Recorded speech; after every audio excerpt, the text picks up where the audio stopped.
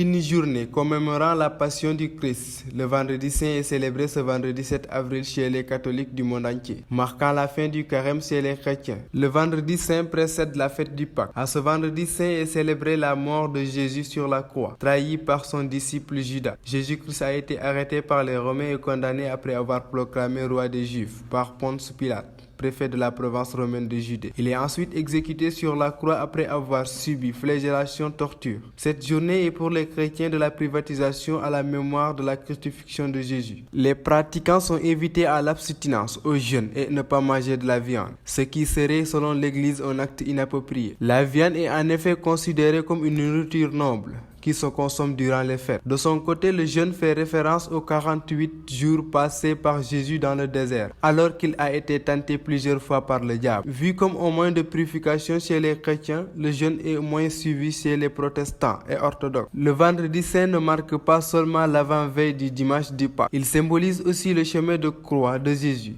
comme s'il s'agit du jour de tristesse et de recueillement. Les églises catholiques ont pour coutume de voiler les crucifix, et ce jusque la veillée pascale du samedi saint. Le vendredi saint rappelle également l'importance de la souffrance, de l'humilité, de la solidarité avec les plus faibles et les plus dénués, tout en invitant à prier pour la paix, la justice et la réconciliation dans le monde. En somme, le vendredi saint est un jour de médiation profonde, de la réflexion pour la prière pour les chrétiens, un temps pour se rappeler de l'importance du sacrifice de Jésus et de la signalisation de cet événement dans leur propre vie spirituelle. La messe célébrée le vendredi saint reprend la proclamation du récit dans le passé, qui constitue la parole vivante que Dieu adressait à son peuple, qui s'apprêtait à vivre dans le mystère de la foi et les moments décisifs de l'histoire du salut. Remous au sein de l'armée nationale sénégalaise. Le général Mbaye Cissé, chef d'état-major particulier du président de la République et le tout nouveau chef d'état-major des armées SEMGA. Il remplace le général Cheikh Ouadé qui est appelé à d'autres fonctions. Le général Mbaye Cissé est issu de la promotion 8 de l'École nationale des officiers d'actifs de caisse de 1988 à 1990. Sa carrière est partagée entre les fonctions opérationnelles spécifiques à son arme, l'artillerie et les fonctions interarmées en état-major. Cette nomination prend effet à partir du lundi 10 avril dans un communiqué signé du secrétariat général de la présidence. Le général Mbaye Cissé est né en 1967 à Dakar.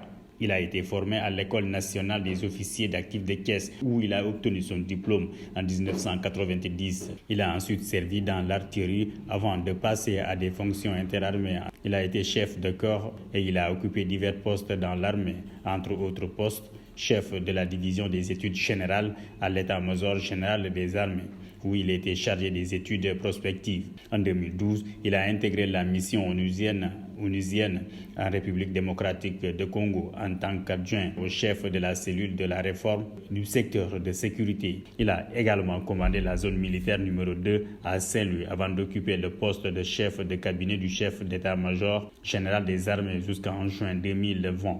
Il a été directeur général du CHEDES de 2020 à 2023. Il faut le dire, il ne faudrait pas qu'on utilise la justice pour rendre inéligible un adversaire politique. Il faudrait également qu'on respecte le calendrier judiciaire. Nous nous sommes amusés à revisiter le rôle, c'est-à-dire l'agenda des audiences ce matin de la Cour d'appel, et nous nous sommes rendus compte que les affaires évoquées à l'audience dataient de 2 ans ou 1 an. Rares sont les affaires qui sont évoquées cette année, ça n'existe presque pas, et enrôlées. Si ces affaires sont enrôlées, elles étaient évoquées en janvier, et donc elles ont été enrôlées 4 ou 5 mois plus tard. Or, si on respecte cela, ne serait-ce que par rapport au principe de l'enrôlement normal des dossiers, personne ne peut avoir le temps d'invalider une candidature. Donc, gérons les dossiers normalement, gérons les choses normalement. Nous ne sommes pas contre le principe d'une justice, mais nous voulons une justice qui soit rendue dans les règles de l'art, hors la vue des politiques. Parce que c'est impressionnant la vitesse avec laquelle Khalifa Sall a été éliminé en tant que potentiel candidat à une élection présidentielle, que cette même logique doit se reproduire. Et donc il y a fort à craindre que dans les meilleurs délais, l'appel soit enrôlé, que la peine ne soit aggravée et que la cassation ne confirme cela pour qu'en définitive, le président Ousmane Sonko ne soit pas candidat à la compétition électorale de 2024.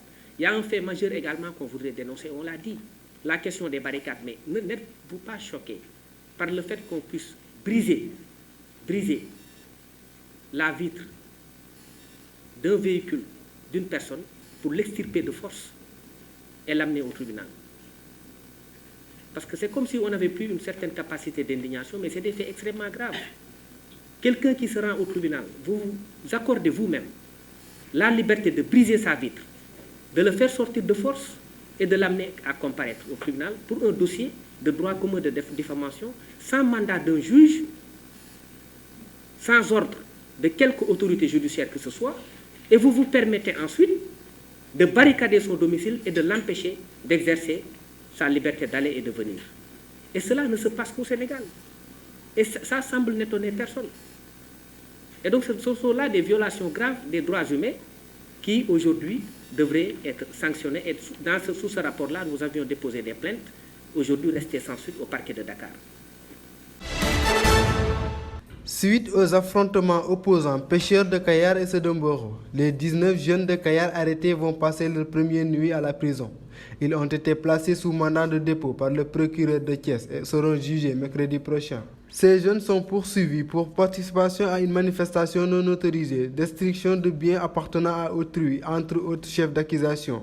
Quant aux 16 issus de Mboro, attendent toujours d'être déférés au parquet. Ils ont été transférés hier à la section de recherche de la gendarmerie de Thiès. Pour rappel, de violentes échauffourées avaient survenu la nuit du samedi 1er au dimanche 2 avril 2023, à hauteur de Khondjo, à Mboro, un village de pêcheurs, et au cours desquels des pirogues ont été brûlées et plusieurs personnes blessées de part et d'autre. Les blessés qui souffraient pour la plupart de brûlures ont été acheminés au centre hospitalier El Hadji Ahmadou Sakhir Ndiéguène de Thiès, à l'hôpital Saint-Jean-de-Dieu, au centre santé de Mboro. Mais aussi, on a noté également, lors de ces affrontements entre pêcheurs, une personne qui a perdu la vie. Le comité exécutif de la Confédération africaine de football s'est réuni mercredi en visioconférence pour discuter des questions liées aux préparatifs de la CAN 2023 et de l'état d'avancement du processus de candidature de la CAN 2027. La CAF a décidé d'ouvrir les candidatures pour l'organisation de la Coupe d'Afrique des Nations 2027 et assurer que les pays retenus pour accueillir cette édition et celle de 2025 seront annoncés avant le mois de septembre prochain. 2023, a déclaré ce jeudi dans un communiqué. Dans la foulée, la Confédération africaine de football a décidé de soutenir la candidature du Maroc à l'organisation de la Coupe du monde FIFA 2030, une annonce faite ce jeudi par l'instance dirigeante du football africain, toujours du dit communiqué. Le royaume chérifien a déposé sa candidature conjointement avec le Portugal et l'Espagne le 14 mars dernier pour l'organisation de la Coupe du monde lors du 73e congrès de la FIFA à Kigali. À en croire Patrice Motsepe, président de la Confédération africaine de football, la candidature du Maroc est désormais celle du continent africain. Nous nous concentrons désormais sur l'organisation d'une nouvelle Coupe du monde de la FIFA en Afrique et nous nous engageons à travailler avec toutes les associations nationales et confédérations de football pour y parvenir.